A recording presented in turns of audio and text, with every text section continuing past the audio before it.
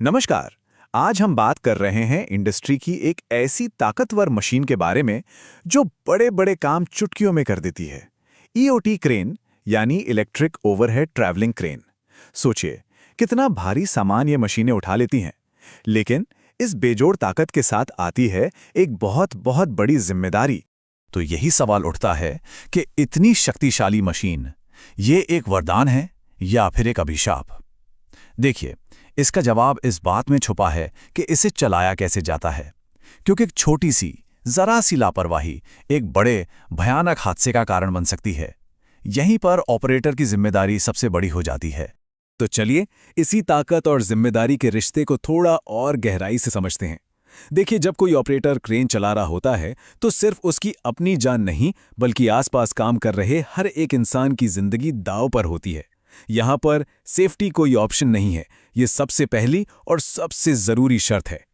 और इस पूरी बातचीत का आधार हैं सेफ्टी प्रोफेशनल मिहिर कर्ण के बताए हुए कुछ बेहद जरूरी नियम।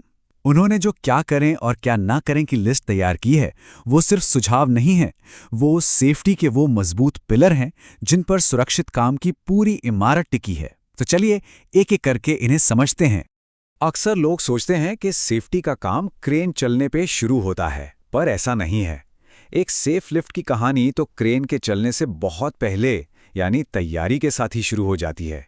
ये सबसे ज़रूरी स्टेप है। सच तो ये है कि अगर ये तैयारी ठीक से हो जाए तो समझ लीजिए आधे से ज़्यादा खतरे तो वहीं पर ख़त्म हो गए। तो सेफ्टी प्रोफेशनल मिहिर कर्ण के अनुसार काम शुरू करने से पहले कुछ चीज़ें बिल्कुल अनिवार्य हैं। पहला नियम, वो कहते हैं कि हमेशा अपना सेफ्टी हेलमेट, सेफ्टी शू, गॉगल्स, जैकेट मतलब सभी जरूरी पीपीई पहने। दूसरा, मिहिर कर्ण का निर्देश है कि क्रेन की हालत कैसी है इसकी पूरी जानकारी लें। तीसरा, वो जोर देते हैं कि क्रेन चालू करने से पहले हमेशा घंटी बजाएं ताकि सब सावधान हो जाएं। चौथा, मिहिर कर्ण के मुताबिक लोड उठाने से पहले लिफ्टिंग को अच्छी तरह चेक करना जरूरी है। और पांचवां, पहली बार लोड उठाते ही ब्रेक जरूर चेक करें। ये 5 कदम, जैसा कि मिहिर कर्ण बताते हैं, एक सुरक्षित दिन की नींव हैं। अच्छा, अब बात करते हैं उन खतरनाक गलतियों की जिनसे हर हाल में बचना है। सेफ्टी प्रोफेशनल मिहिर कर्ण इस मामले में बिल्कुल साफ हैं। वो कहते हैं कि अगर आपको क्लियर और सेफ सिग्नल नहीं मिल रहा तो क्रेन को हाथ भी मत लगाइए। उनका यह भी निर्देश है कि अगर ओवरलोडिंग, लिमिट स्विच काम नहीं कर रहा तो क्रेन चलाना ही नहीं है। मिहिर कर्ण ये भी चेतावनी देते हैं कि कभी भी डैमेज स्लिंग जैसी चीजों का इस्तेमाल ना करें क्योंकि इससे रोप टूटने का सीधा खतरा होता है। और सबसे जरूरी बात, वो कहते हैं कि क्रेन तब तक स्टार्ट ना करें जब तक सारे कंट्रोलर 0 पर ना हों। ठीक है, तो तैयारी वाला हिस्सा पूरा हुआ।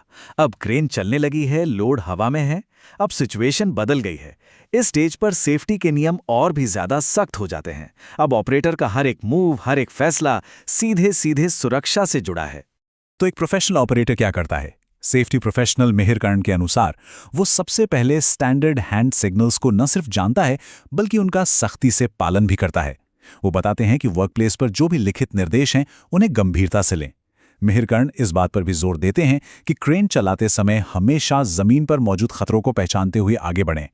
और हाँ, एलटीटी मूवमेंट के दौरान घंटी बजाकर सबको अलर्ट करना ये भी मिहिर कर्ण के निर्देशों में शामिल है। यही अनुशासन है जो सुरक्षा की गारंटी देता है। अब एक ऐसा नियम जो सबसे बड़ा है, एक गोल्डन रूल जिसे किसी भी हालत में नहीं तोड़ना है।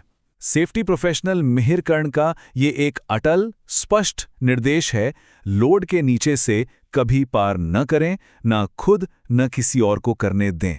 बस ये सेफ्टी का सबसे बड़ा और सबसे जरूरी नियम है।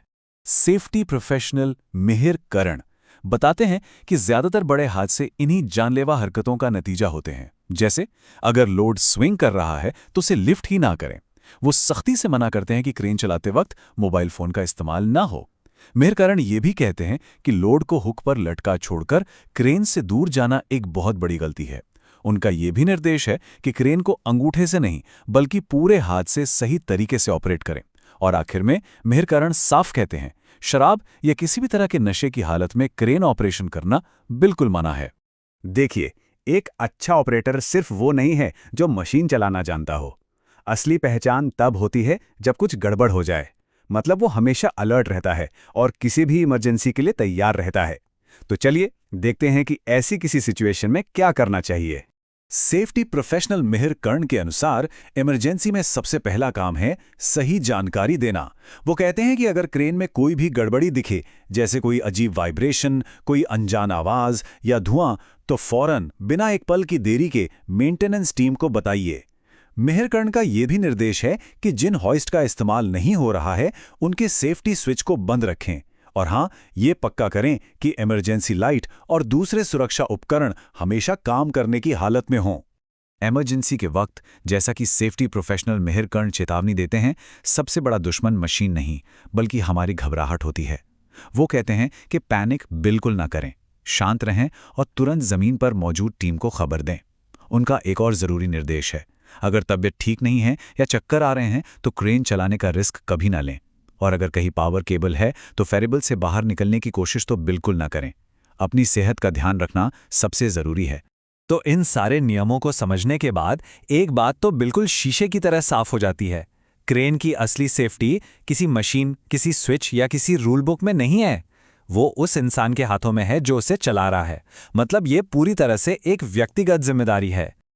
और आखिर में बस इस एक बात को हमेशा गांठ बांध कर रखना है, सेफ्टी जो है वो कोई चेकलिस्ट नहीं है जिस पे बस टिक लगा दिया और काम खत्म। नहीं, ये एक सोच है, एक आदत है, एक अनुशासन है।